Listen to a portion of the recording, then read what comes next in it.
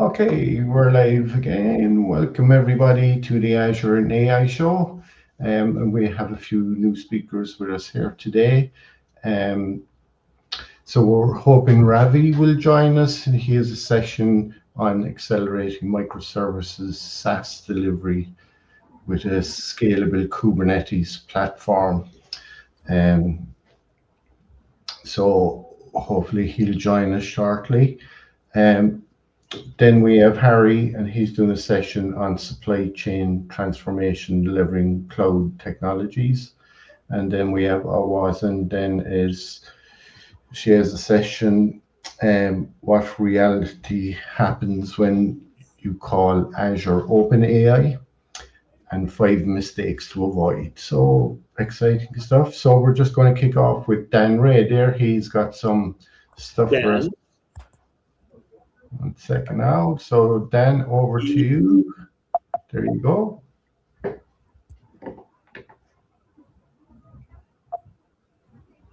see if I can get my first slide to play again. Bienvenidos, gente. Me llamo Dan y mi abuelito nació en España. Y in 2025,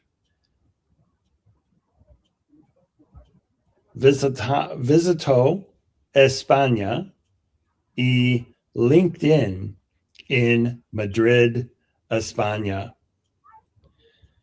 Y visitamos con Gabriel y Ana donde está LinkedIn Oficina. Y Cristina Herrero invitamos the MVP Summit. Visitamos a Cristina. Me alegra compartir con todos la nueva comunidad. El Microsoft Speakers Hub en español, que forma parte del ecosistema de Microsoft Speakers Hub y contribuyendo a su misión. Esta iniciativa nació después de más de un año de conversaciones y colaboración donde Gabriel, yo y varios administradores de MSH exploramos cómo podíamos expandir Microsoft Speakers Hub a nivel global y hacerlo más accesible para más personas. Me entusiasma apoyar a esta nueva comunidad con Gabriel como fundador y con mi apoyo y el apoyo de los actuales administradores de MSH. Este es verdaderamente un esfuerzo impulsado por la comunidad para hacer creerse MSH en todo el mundo. El objetivo es crear un espacio que dé visibilidad a nuevas voces, nuevo talento y nuevo contenido para los miembros hispanohables antes a trabajes de publicaciones, encuentros virtuales y charlas informales. Por supuesto, las publicaciones también pueden traducirse a otros idiomas si los colaboradores deciden ampliar su alcance. Con ganas de construir esto juntos. So that's our announcement for the Microsoft Speakers Hub in Espanol. Okay, very good. Well, it done the translation very good anyway, Dan. Came out in English very good. Yeah, Here on the screen. Gabrielle helped me with the Spanish, and then I just, as you can see, I'm not the best at pronunciation, but You got there. yeah, if you practice, no Yeah. practicar, no practico, no improvement, right? You don't get better. How you doing, Ravi? You're first up on the list anyway. Can you hear us okay? Yeah, I can hear you. How about you? So if you want to share your screen there for us. Oh, yeah, sure. Just a minute. So when you hit the thing down in the middle there with the cross on it, Yeah. you pop up share screen, and then you go share entire screen, and then click on the screen. Yeah. Somebody. Oh, yeah. You guys can Yeah. see. There we have it. There we go. Perfect. So I'll just move you up on the screen there.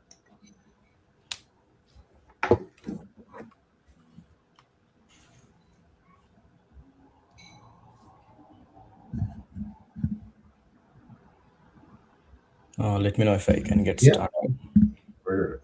You're good to go. Yeah, I can see your screen perfect. Yeah, thanks. Hi, everyone. So today I'm going to talk about,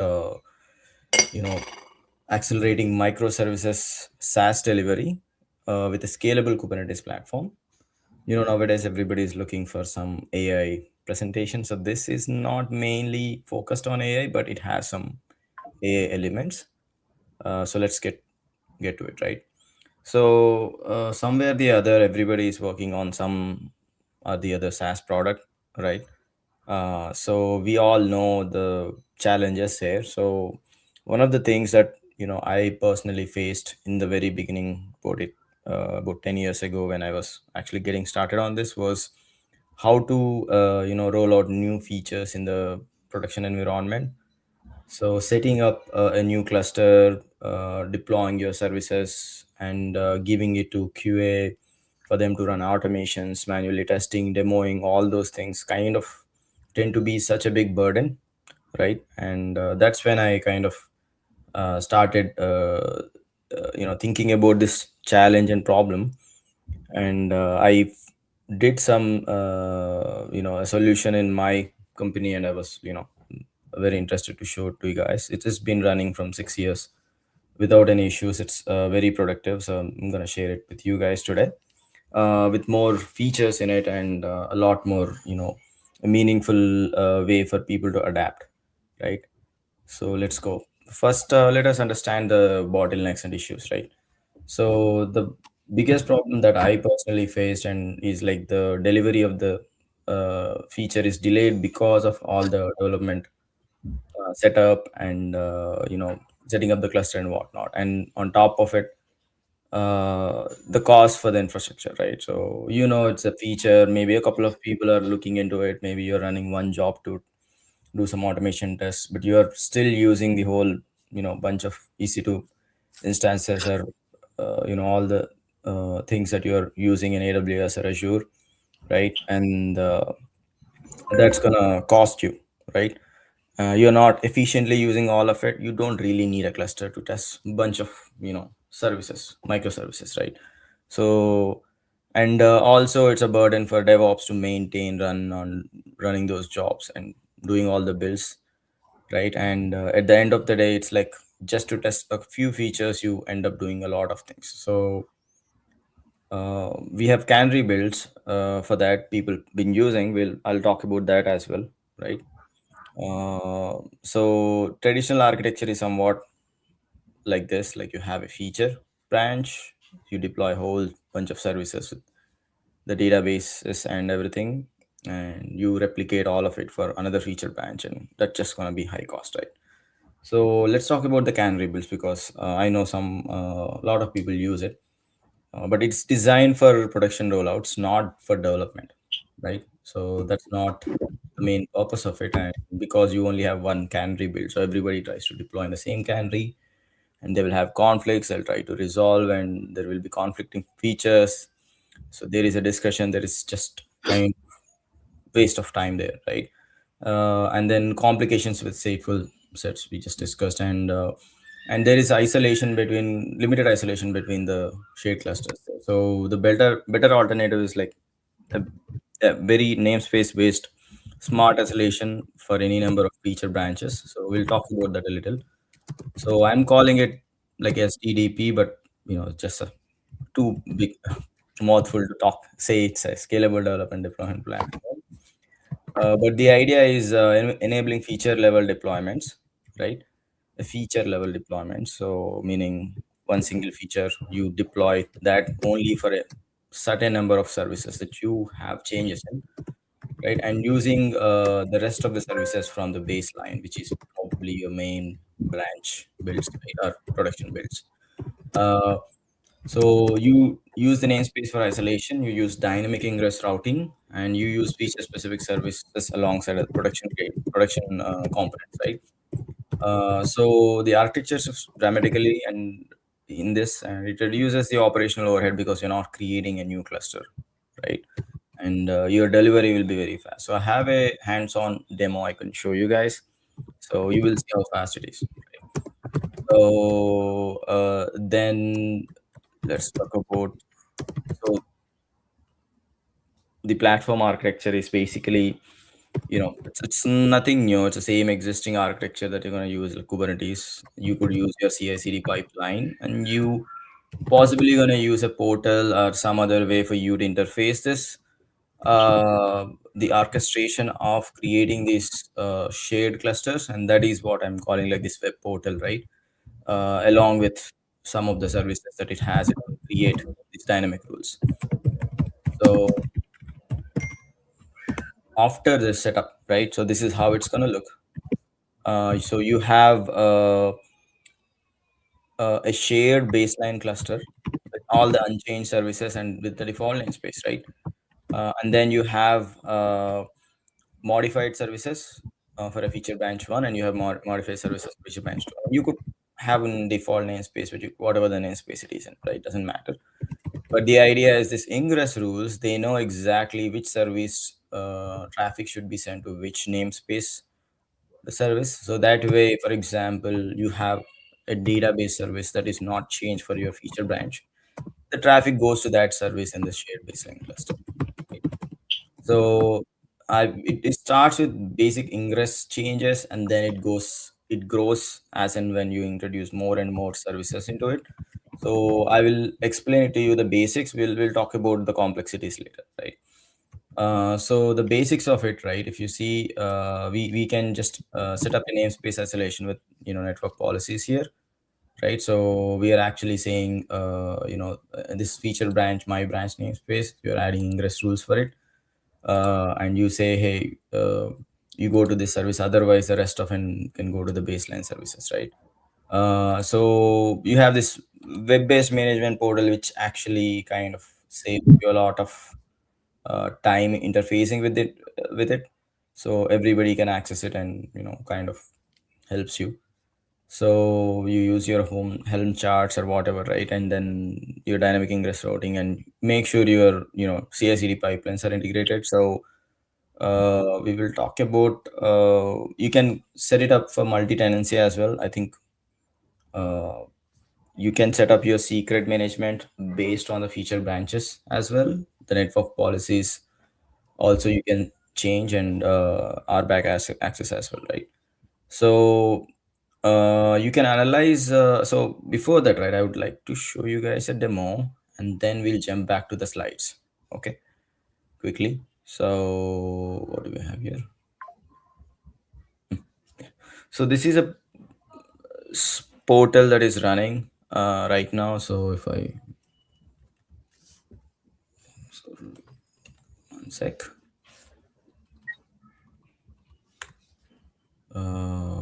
What was it? SDDP. So it's available on my GitHub. You could access it. I'll share a link with you guys, right? So so the idea is, if you see this platform portal, you could see that I have created bunch of demos already. So now you can see that this API timeout fix is a dev branch. It has a change in API and some front end. So, but the backend service, so I have actually 3 services in this SaaS, right? So the backend service is using the baseline. So if I go here, like I launch the site, so you can see that the front end is a from API timeout fix, and if I call the backend service and also call the API service, you can see API service is actually using API timeout fix branch, and the backend service is using default branch. So like this, if you see, I have a user auth, right? So the same way, if I call all the services, right? So you can see that the default, they're using the backend default and API service like that. So let me just show you guys how long it takes to create one, right? So this is a branch name. So it has only front end change, right? So let's take a moment. So I'm deleting this. So while it is doing that, let me show you the ingress rules. Okay, service discovery, ingress. So this is actually a Rancher desktop running on my Mac. It's going to be a lot more complicated than this, but it's good enough for our demo. So you can see the default branch, the baseline ingress rules are there. So any API calls to the slash is front end, back end is backend service, slash API goes to API service. That's good. But if your changes are for API timeout fixed dev branch, the backend goes to a different backend, and the backend goes to the default backend. But if you see the API and front end goes to API timeout fixed branch, right? The same way feature auth. So the one we just created, dashboard v2, has changed. So it has only front end change, everything else is same. So let's see. So this is creating, it's just not done yet. Okay, so now it's ready. It's supposed to be ready. Now let's see.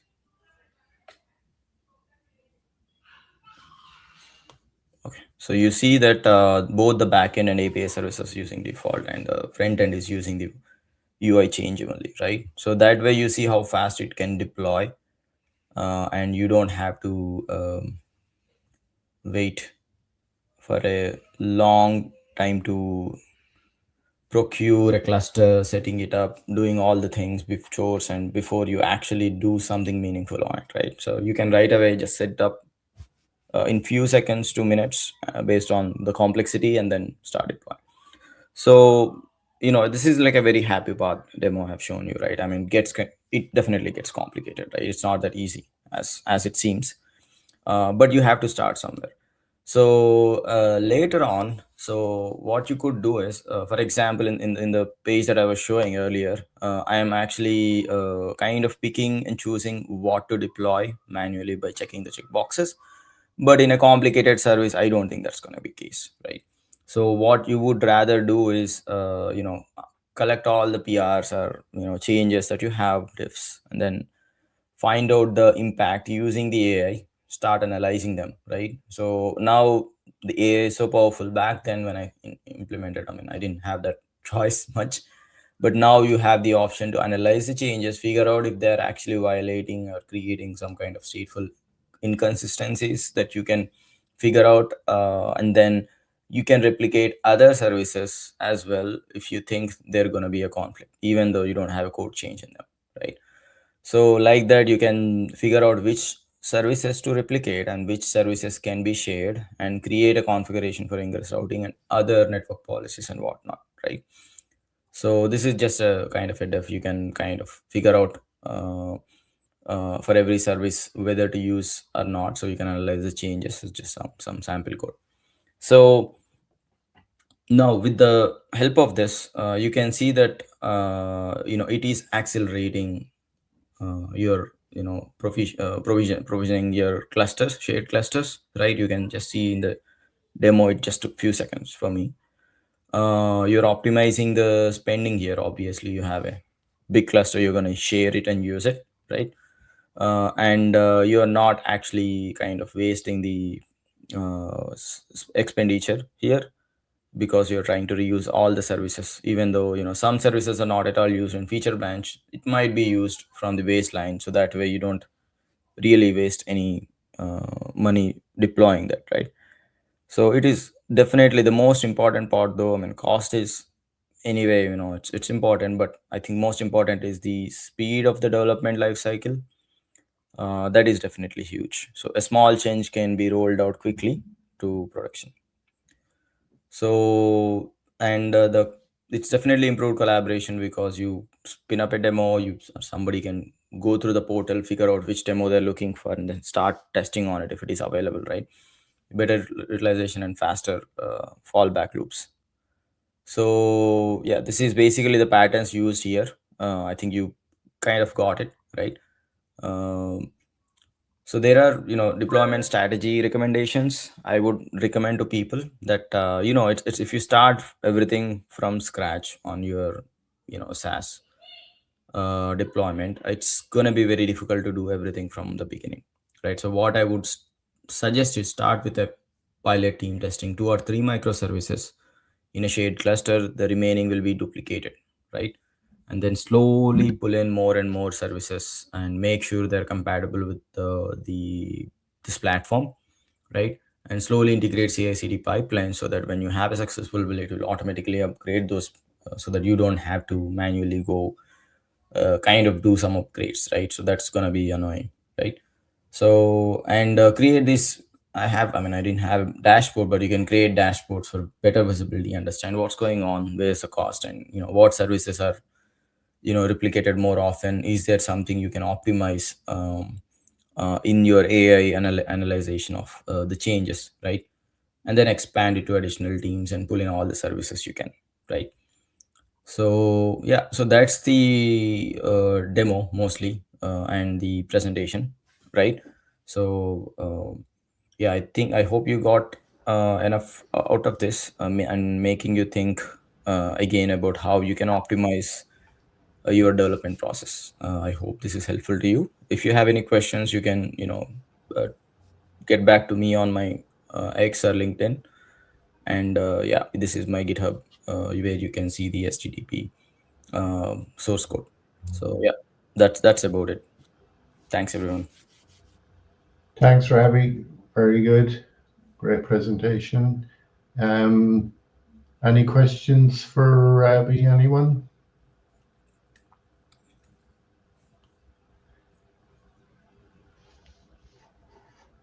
And we don't have any in the chat, but we have the LinkedIn up. There we have Dan. Great demo, Ravi. Yeah, it was great to see a little Kubernetes and other stuff in your demo. That was great. Thanks. And there's somebody else trying to join us, but their broadband seems to be down. So we'll hand it over to you, Harry, if you want to share your screen. Sure. Thanks, Frank.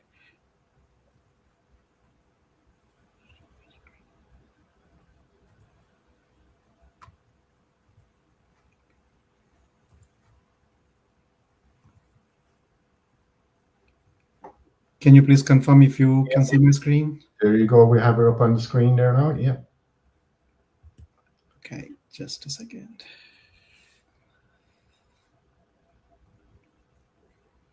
Okay, my session is not very technical like what Ravi did. My session is more on coming from a business background, like real-time challenges from an enterprise, from a supply chain perspective, and how cloud technologies have helped or are helping us to navigate through these challenges, and how we are trying to leverage the latest AI technologies to kind of benefit the organization and help the people doing the real job on the field.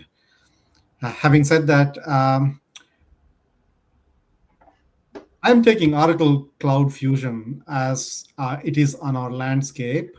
But yeah, I mean, the concepts and uh, it is same for any application suite that is available in the market in the supply chain collaboration area. So just because we are on the Fusion, I mean Oracle Cloud, so I'm taking this example and running through these details.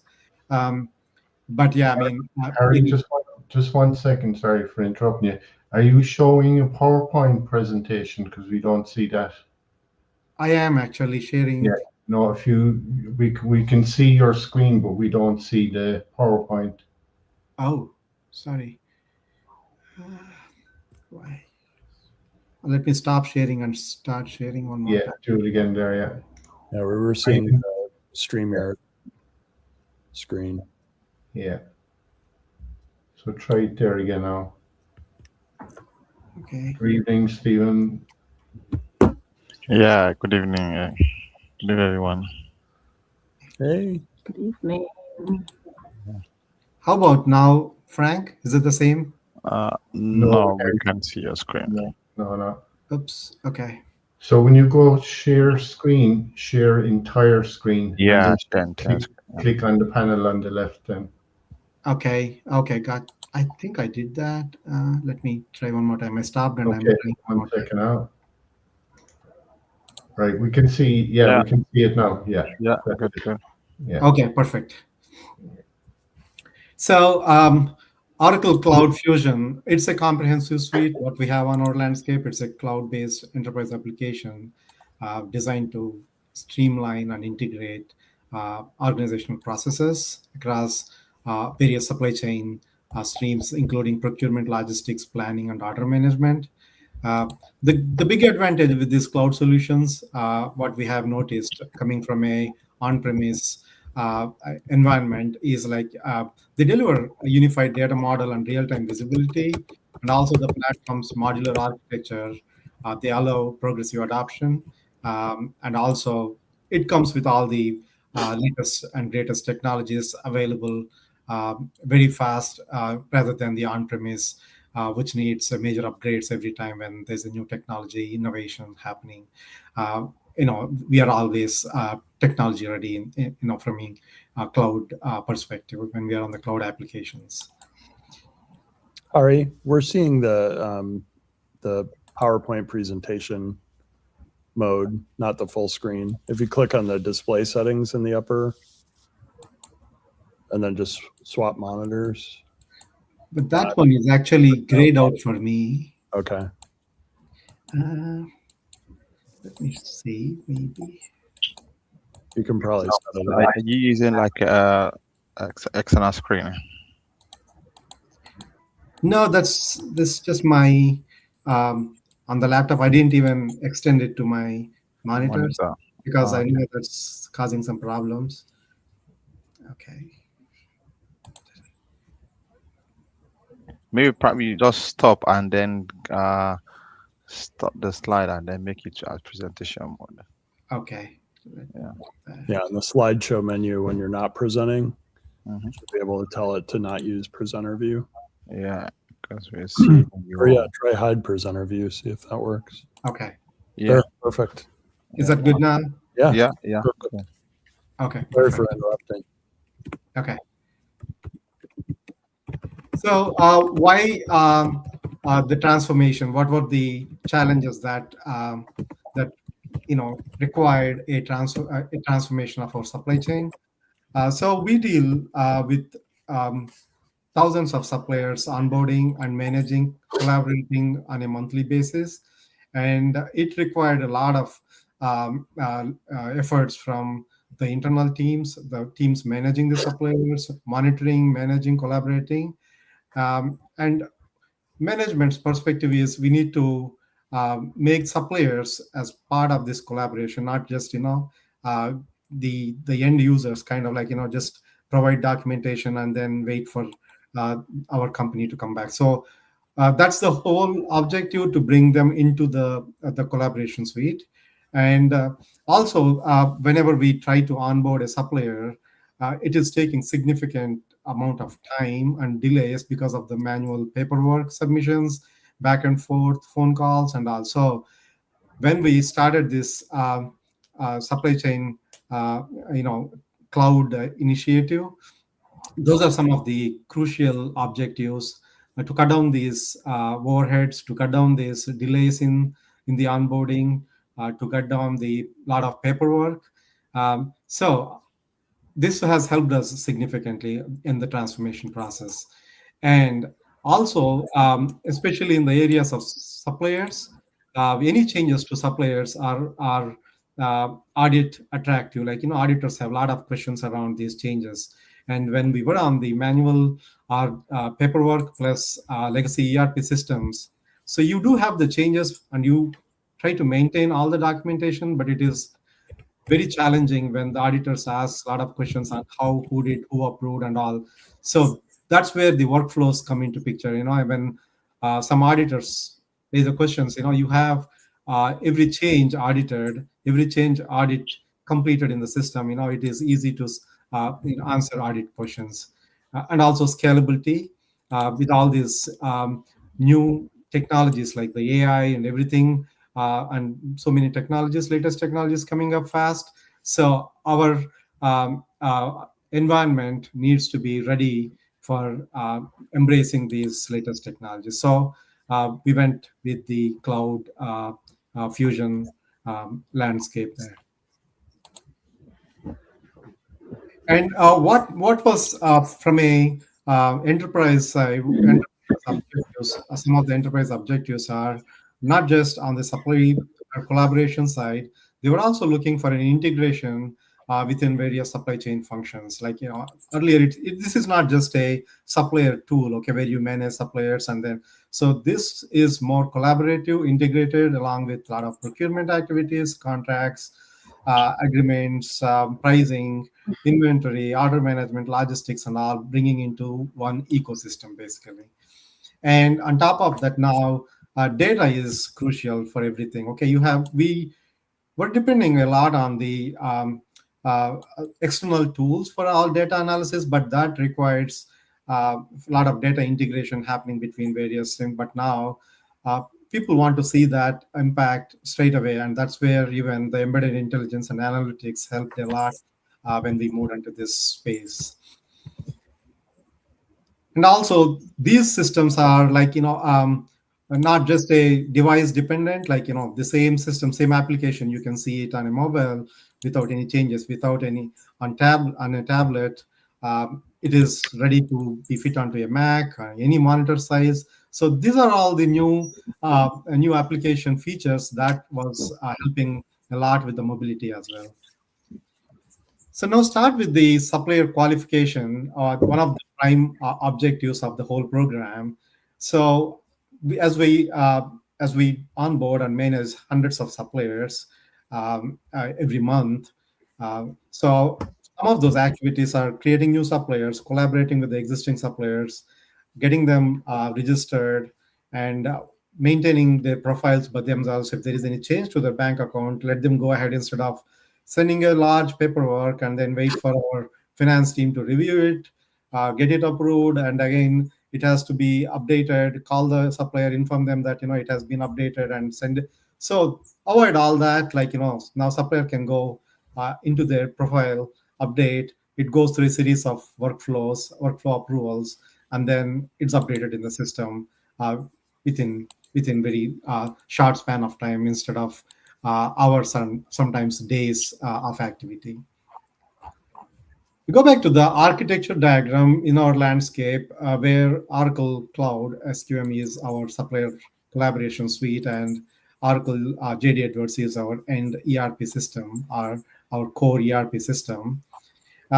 So while onboarding a supplier, there are many pieces, many components that come into play. Okay, some of the crucial points we were manually having challenges with manual checks and balances is uh, checking their tax identification numbers. Okay, supplier submits a bunch of documents and their W-9s and um, some insurance documents. It's a big packet that comes through, and going through that documents, because they're in different formats, they're in different years, so it was very challenging for the teams to understand that and go through the details and approve. Now, when they submit this through online, we have APIs developed and integrated with various third-party systems. Like, TinCheck is a IRS tax identification system. So as and when the supplier submits, even before it is approved, a back-end process actually does the TinCheck with the API, and then it comes up with a summary even before it goes to the first level of approval, saying that, hey, the TinCheck is successful, the details submitted by the supplier is matching with the IRS records. Same like Office of Foreign Assets Controller, OFAC. So it's a very regulated industry that you can't do business with every vendor across globe, and also you need to make sure that you are not doing business with sanctioned nations or some organizations. So if by mistake you miss that line, you cross that line, and you do any kind of business with these parties, then uh, you are penalized heavily. So now OFAC check is also through an API. I mean, even before the first level of approval looks at the data, it clearly explains, okay, if there are any of the supplier listed on OFAC, it calls out all those details like, hey, this supplier is listed as part of a nation that's on sanction list, or an organization. So just stay away from doing this business, right?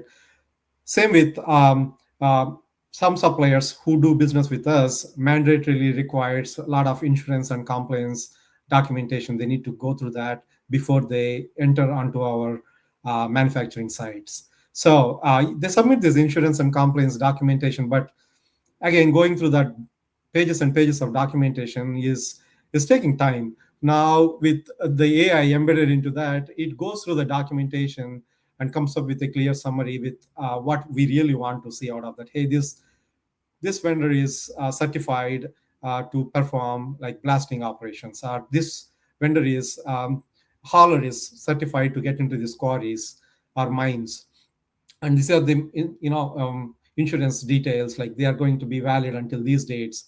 Same with bank accounts. Okay, bank accounts are very crucial, that when the supplier submits documentation, some of the times their names won't match with the accounts are not existing.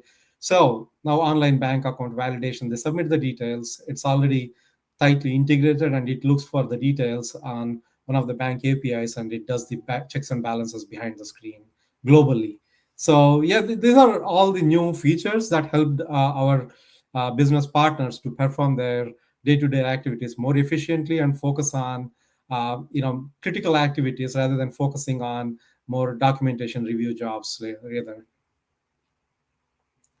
And this is a flow or process flow diagram as part of any new supplier we onboard, how the registration is submitted by the requester, and then it goes through various and who receives the notifications for approvals, and who approves it, and if it is a certain supplier, how many levels of approvers has to approve, or if it is a hauler or a supplier performing on-site services, he needs to be approved by compliance team. They need to review this compliance documentation, whether it is certificate of insurance or whatever, all those documentation, and all the bank account and ACH information needs to be reviewed and approved by the finance team or the accounting team or AP team. So all these are configured such a way that you don't have to kind of monitor like whether this has been approved by all these parties or not. So at the end, the supplier is finally approved once all the parties does their job. Like, you go review in your space whether all the information is correct. There are a lot of automations behind the screen helping you to summarize the supplier profile, to summarize what they do, to summarize what their background checks are and all. So finally, all these parties, once they approve, the supplier is finally integrated into the core ERP system and ready for doing business with them. And these are the new AI agents and Oracle Cloud ecosystem holding. I mean, there are so many coming up every day as part of the new releases. We are still in the process of evaluating what helps us instead of trying to implement all the AI agents that are available on the cloud space today. We are going with cautiously embracing or cautiously, going live with those agents that are really helping us. For example, the supplier request summary is very helpful. You don't have to go through all the details one by one field. First level approver, before he approves, he has a summary now. Okay, this supplier is going to provide these parts and services, this services in these areas. Everything is summarized for him. So that helps him in quickly taking a decision and approving it on the mobile. Like, he doesn't have to go into the system, navigate through hundreds of screens, finally approving. Now everything is summarized and upfront. You can just hit a button on your email that completes approval process from your end. So that's the whole program was all about. We deal with close to 18,000 suppliers today, and it was even more. But when we went live, we kind of almost deduped 20 to 30% of the suppliers based on all these checks and balances, like, what the business they are doing, what are their tax IDs, and are there really duplicates in the legacy systems and all that. So now we are in a more stable state, and we are seeing the benefits of all the implementation and the efforts we did as part of this cloud initiative. I think that's pretty much from my side. Frank, any questions? I'd be happy to answer. Thanks, Harry. Great presentation. Very clear. Very good. Thank you. And great to see all the new cloud technologies in there, and these expanding big time, isn't it? Anybody, any questions for Harry?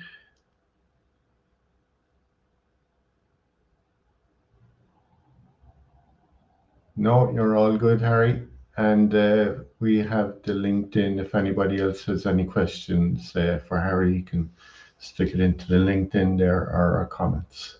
Thank you. Okay. So over to you.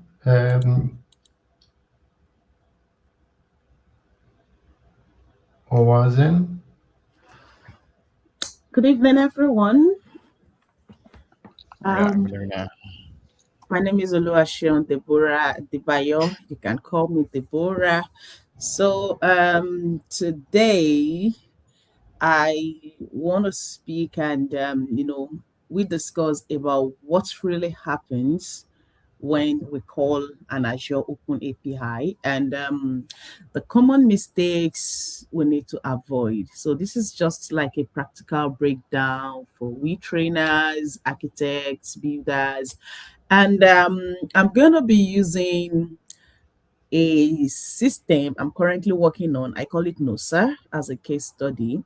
So I'm just trying to play around some of these tools to bring out something, and like an AI assistant e-learning environment. So I'm going to be using that as a case study. So currently I'm sharing my slide. Is that what we can see on the screen? We can't see it yet. Can you just try and share it again? Okay, so I'm just going to do that.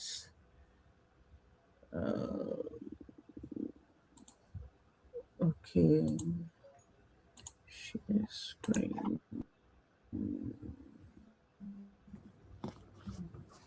If you uploaded them, they will show up under slides and PDFs. We have it there now.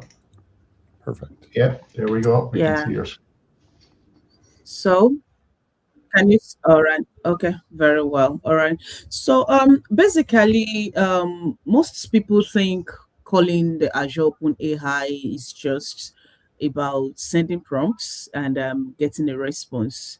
But in reality, based on my experience, because while working on that system, there were a lot of back and forth errors, issues, failures that I had to troubleshoot, and it actually gets me, sunk into the process to have more deep dive understanding. So it's a full cloud workflow involving the front end, the back end, the security layers, and the Azure enterprise grade as an entire safety pipeline.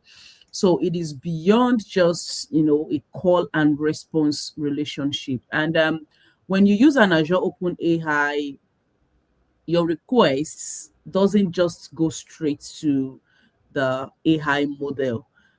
So we would think of the Azure Open AI like when you're trying to send a letter, like a mail, we're trying to send it through a very secure and well organized postal system.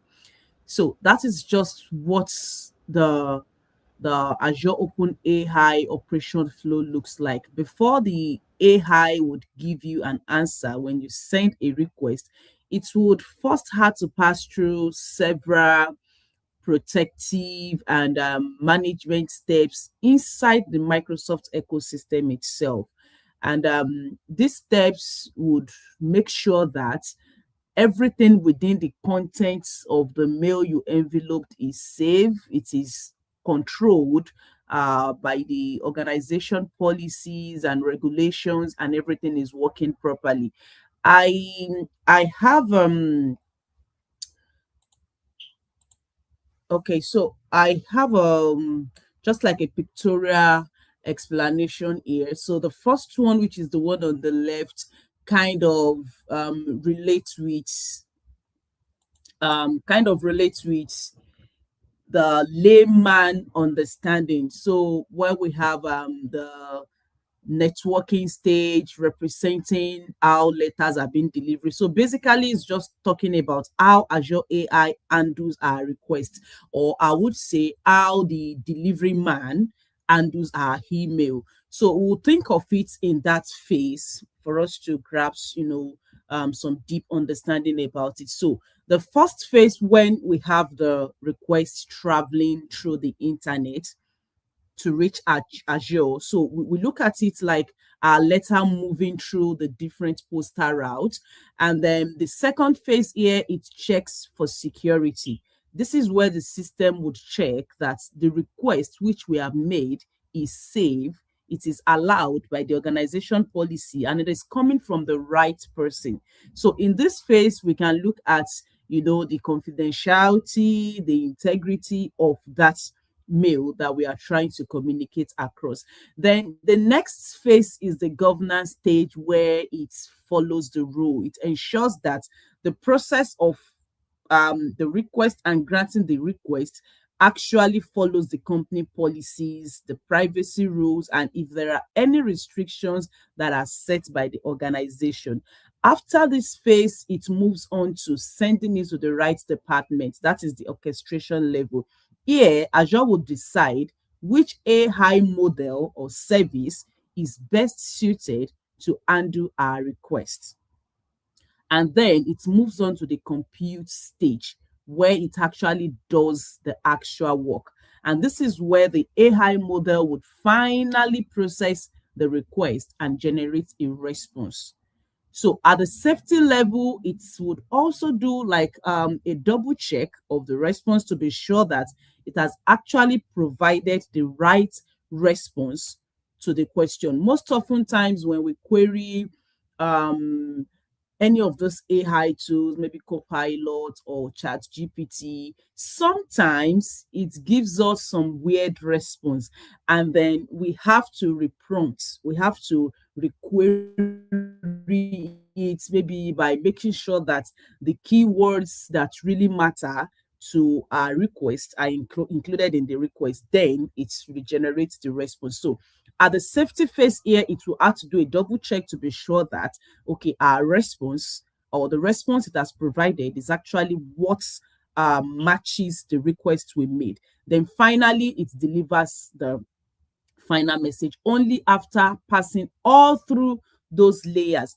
And just as it is in a plain English, we have it in the technical concept on the right, where we have the architectural concept, which talks about the first stage of making the request. So the request can actually be made by a developer or through an application. So looking at the first architecture, which is just the non-technical, put it that way, or from the managerial aspect, we would agree that there is a lot that goes on in the internal system in the background when we call an Azure OpenAI. So it is not just a click and run operation. So I'll be explaining in the technical domain using the right diagram I have on the screen,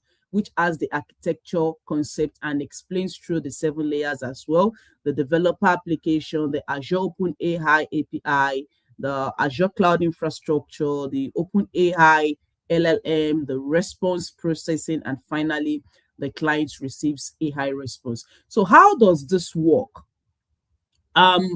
We all are familiar with, querying an environment using any kind of application. So the application in this phase could be, it could be a web app, it could be a mobile app, it could even be the ChatGPT platform itself. Any application, any interface that would accept a user prompt, and these are applications or environments that we can use to make this request. So the request would usually contain prompts. That is, when I say prompt, it's just technical, the sentence or your question or what you want to query the system about. And it would also contain the API credentials, and then it will contain some parameters like the response length or temperature. This is just like your structure, your prompt structure. So I would say at the application layer, you configure or design or construct your prompt structure, which would then be received by the Azure OpenAI. That is the second phase. At the Azure OpenAI, what happens there? Your request is received from the application layer. Then the Azure OpenAI would act as a gateway between your application and the AI model. So at this stage, you can define what model you want to work with. If it's going to be the GPT 4.0 or 5.2 charts, there are a lot of models in the Foundry that you can actually choose. So the Azure OpenAI here is bridging, standing as, it's representing a communication gateway between your application layer and that model. And this layer would undo the authentication, which is actually the checking for safety, the security layer in the non-technical diagram that we have on the left. So here is going to check out for the API authentication, is going to check for the request validation, and it is going to check for communication with the Azure services. So practically, everything that has to do with security check happens at the OpenAI phase. Then next, the request is processed within the Azure Secure Cloud environment. What happens at this phase? Azure here would provide the networking information. It will provide the security controls. It will provide scalable computing resources, and then it will provide the monitoring and logging information. Your Azure Cloud infrastructure here, some organizations work with some custom cloud infrastructure, but still all embedded within the Azure Cloud services. At this stage, we have everything that has to do with looking towards the governance. If this request is actually following the proper rules, the proper policies, the proper security controls that has been laid down by the organization. Then next, it moves on to processing the language models. And here the request to be forwarded to the AI models, such as your GPT models or whatever models you want to work with in this case. Then the model will process the prompt, which has been collected from the application layer. And then at this stage, it will be working with the machine learning algorithm and generate a response. Then that moves on to the sixth layer, which is the response processing layer. And at this point here, before it sends back the response to the user who made the prompt, it has to do a formatting, does a double check to be sure that the response is actually correct, it is error free, and it is also it doesn't contain any it doesn't contain words that are actually, for example, because with the Azure Open AI, you can actually check for some terminal words like offensive words. So it's going to do all of this check to be sure that the response is given out. It's a correct response, an error-free response, and a right response. And then finally, it returns that response to the user who prompts the request from the application layer. So in a non-technical view and from a technical view, this is what happens when an Azure Open AI is called. So it's pretty much a journey, but this is not something that is exposed to the physical eye or the front end or the end users. All they know is, they just prompt their web. Maybe they want to go to www.azure.com, and then in seconds, it returns their request to them. But in the background, all of these phases, all of these layers has been passed through. So what are the key components of Azure Open AI? We have just two basic components. We have the AI models, we have the GPT models. The AI models could be the GPT, the embedding models, and models that could actually incorporate text messages or images. We call them multimodal. And the second component is the API access, which actually helps communications with this application using the REST APIs. And an example of that is what I have here.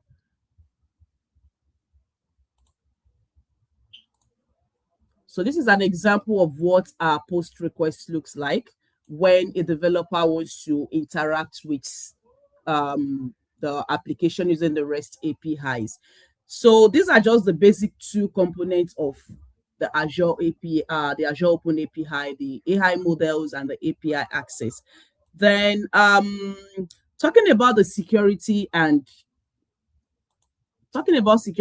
governance, Azure Open AI integrates with the Azure Entra or the Microsoft Entra ID.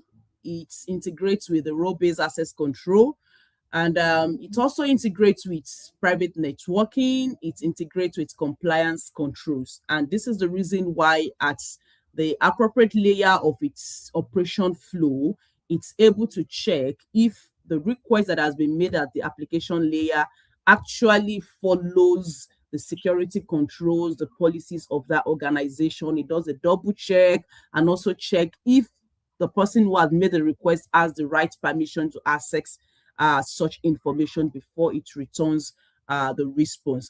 Also, one can also detect harmful content, like I mentioned earlier, using the Azure Open AI. You can detect offensive text and policy violations with the Azure Open AI. So this is also an example of the end-to-end flow, which I explained earlier, right from the client application, which could be the app, the web, the chatbot, or any other interface that an end user can actually prompt with. Then up down to the client's the phase where the client receives the AI response. So I'm going to move on to the next. And here I will be mapping this. I'll be mapping this architecture with the AI assistants I'm currently working on. So so far so good on the AI assistants. I've actually worked with a couple of tools. I've worked with a Foundry. I've worked with VS Code. I've worked with the Azure Open AI itself. Uh, I've worked with GitHub, and then I've also worked with the Docker. So these are a few things that I'm able to pick up, because at a point I think that was when I was trying to launch the back end.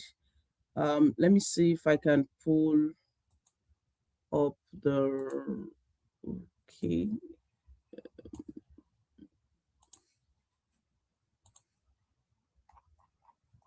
I have the application on the screen. Is that what you can see? Yeah, we can see it's the Novartrax Cyber Skills Assistant. Okay, yeah, that's good.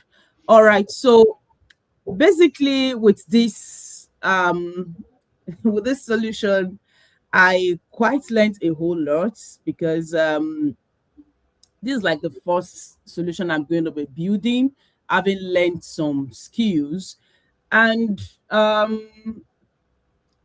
just like I said earlier, it's easier for me to put in hello, and I hit the send button, and it returns a welcome message for me, which is what I've actually configured it to be in the Azure Foundry while I was actually configuring the agent.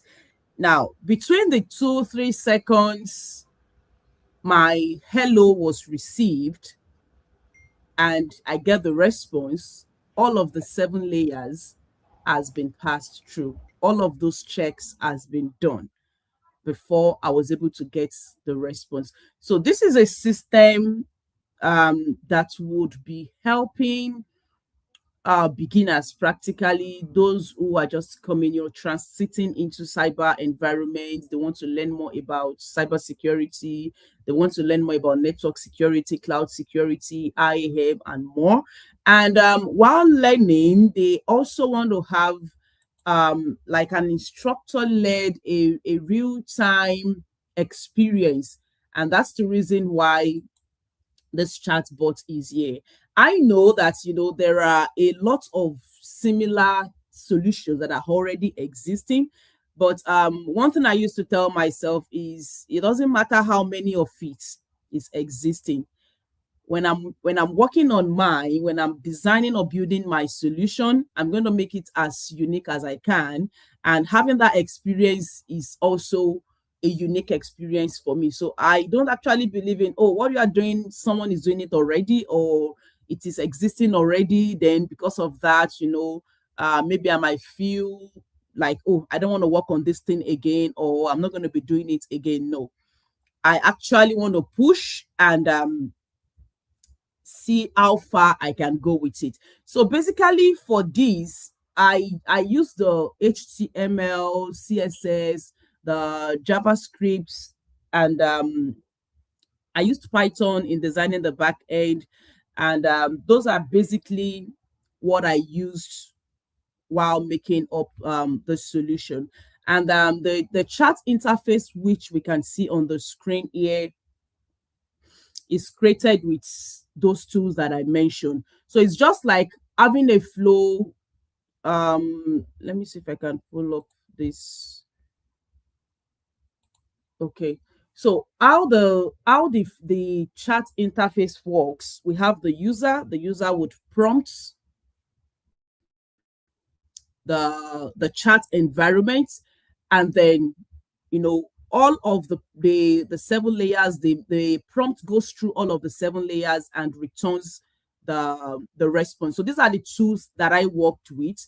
With the web interface, which is front interface, I worked with the HTML, the CSS, and JavaScript. Then for the backend, I worked with Python, and I installed the Docker file. And also I have my Python file, HTML, the JS in the Docker container.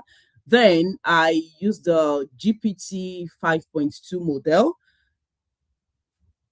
to as my model. So I will take us through the Azure Foundry environment just to see what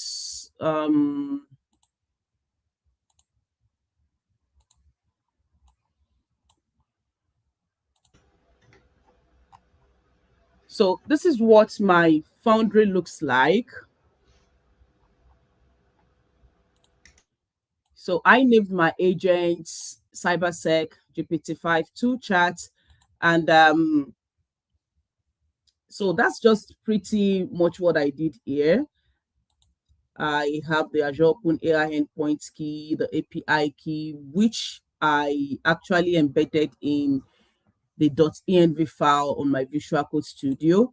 And I was able to create some resources, the web app, the insights, which would monitor the application operations and also my container. And so right from here, although this is still a work in process, but this is just what I've done for now, and there are still lots to be done on this solution as I progress. So currently, for now, I launched with the Azure URL, and right from here, visiting the site, I have access to this. So what I learned in this is calling an Azure Open AI is just beyond, a call and response thing. It is a whole lot of process that goes in the background. And what are the 5 basic or 5 common mistakes that we need to avoid, that I did not avoid initially, and but I'm thankful to those mistakes, because when I ran into them with troubleshooting back and forth, I was able to learn more beyond what I imagined. I'm trying to bring up my okay. So one of the mistakes is calling an Azure Open AI directly from the front end. So this is one big mistake that we can make. I'm not talking about the experts now, but for those who are just coming into the AI environment, because the truth is, right now we have the artificial intelligence all over. There are a lot of expertise, a lot of specialists that would want to learn more about AI, start building solutions with AI, and of course, it's going to be a new domain, a new environment for them as well. So the reason why this is dangerous is because it exposes the API key and the Azure Open AI directly from the front end. It is also not it is not a security controlled practice, and it also allows users to bypass any safety rules that might have been incorporated, and it breaks the entire system architecture. So when we call or we try to call Azure Open AI directly from the front end, it is a dangerous practice which should be avoided. Another mistake is sending unstructured or messy prompts. Just like I mentioned earlier, I've seen a lot of people, that would always reach out to me that, okay, they are trying to use the chat GPT to do some research or to find out about some things, but it is not returning the right response to them, and they are confused. And then I discovered that most often times they really do not have the right or the proper structure to prompt this environment, because it's a tool, it is not human, so it would only work in the direction you want it to work. And so that's the reason why it is also important to ensure that when we are prompting at the application layer, we ensure that we have a structured prompt. Now, our structured prompts will define the keywords, the contents of what we want the Azure Open AI to return to us. If there is going to be paragraphs, we just have to make sure that our prompts are very well clear enough. Like for example, now I might prompt and ask that okay, could you please guide me on how to install the .NET application? With that, it knows that, okay, it is going to give me a step-by-step guide, starting from the beginning to the end. And sometimes you can also prompt it to let it know our level of experience with what we are trying to learn about or query. So basically, that is one of the solution the system I'm working on will be providing, because it's going to be a module structured learning environment where learners would have access to different modules for different courses, and there are assessments for every modules, and they can also have a real-time prompt. Unlike some other learning environments, maybe it could be a recorded session, or maybe some mostly recorded sessions, you know. And even on YouTube, sometimes when some of us are taking some learning courses, some videos on YouTube, we might run into confusion at a point, and then we pause the video, we reverse, we watch all over again. We may not really catch what the instructor is trying to point out. And at that point, you know, we pause the video and open another browser. We tend to put in our concern into the search engine that, okay, could you explain what this instructor is trying to teach here? Now, in that scenario, there is a possibility of the search engine not to return the expected response we want, because the search engine we are using does not have a direct visibility into that learning environment. So Novatrax has come to bridge that gap. It is an assistance that is embedded into the learning environment. So it has access into all the learning modules, and it is easier for it to connect to any learning module you want to prompt a question on, and it will return the right response. So here, sending a structured prompt is also a good practice. So we should avoid unstructured prompts when working with the Azure Open AI. Another error we should avoid is not handling errors gracefully. For example, when we have error connecting to backend is one of the repetitive errors I experience while working on this system. And then I would discover that, oh, I didn't start the backend server. Then I have to go back to my Visual Studio Code. I'll restart the backend server, refresh it, and then go back to my fast API, which I'm using to test the front end, and it connects. And sometimes it could be an issue with my API key, because it actually took me a couple of days before I could figure out the right API key to use to work with. And in that couple of days, it was really a whole lot. But I'm happy I went through all of those times, because it's built me, and I'm able to figure out a lot of solutions. So there could be different causes to have the error connecting to backend error. One of the causes could be the backend not deployed or turned off. That was the case in my own. And another could be a wrong API URL. I also experienced that. It could be the cause issue or container sleeping. So when I installed my Docker, there were days that it was already shut down. The engine was shut down. So I had to go restart it for me to have a successful backend activation. So here we have to be sure that the backend to the Azure Container App is properly deployed, and it is always running. running.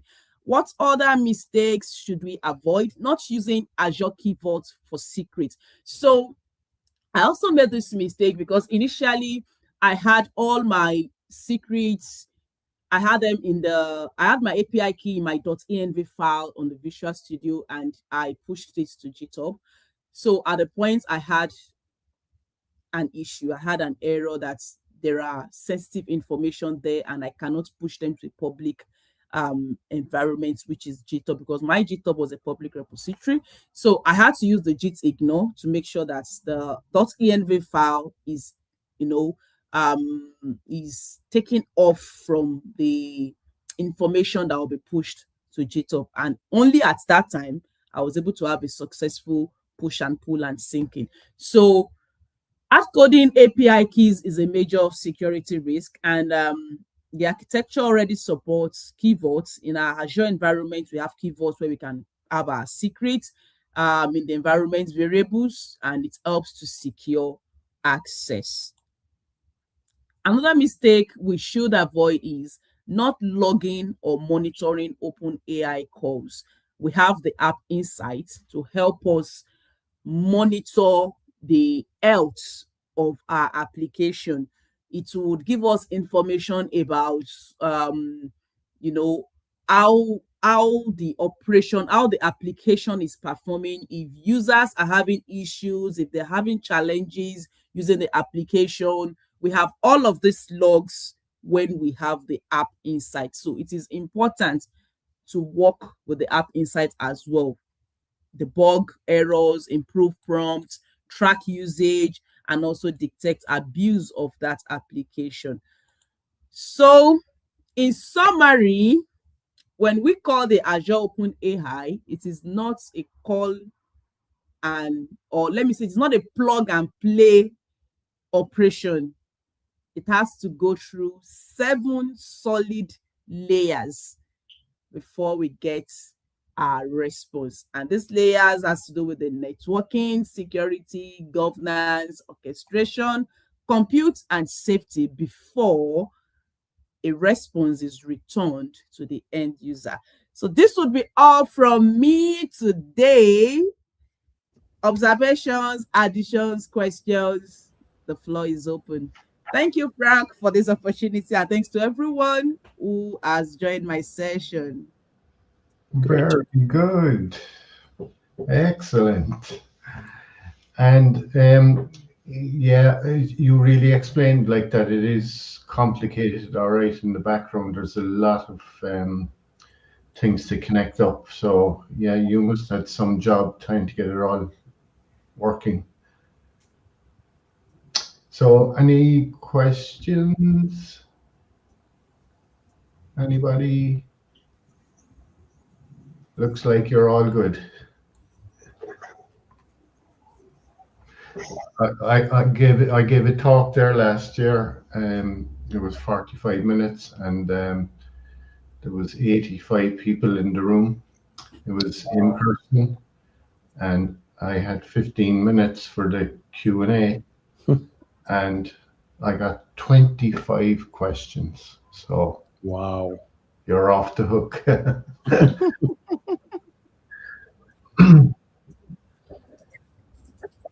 Have you found the MCT environments helpful? Very, very, very helpful. Yeah. Very helpful. That's why I want to make the summit, because there's quite a number of people I want to meet physically. Yeah, that's true. Yeah. The summit last year was really fun. It was my first time meeting Solomon. I had a chance after the summit to meet Opiyemi Stephen at LinkedIn in London. It was just a really, really cool experience, all in all. Wow. Yeah, so they were kind of just gone over time, so I'm just going to end the live stream. So thanks everyone for being here. You can still stay on the call, anybody that's there. I just thanks for joining us, and we'll be back here again next week at the same time with the Azure and AI show. So any comments on any of the speakers, send it into our LinkedIn, and we'll be happy to get a response to you. Thank you. Thank you, Frank. Thanks, Harry. Yeah, Thanks. thank you. Thank you, Dan. Thank you, Frank. Thank you, Bayemi. Thank you, Ari. Thank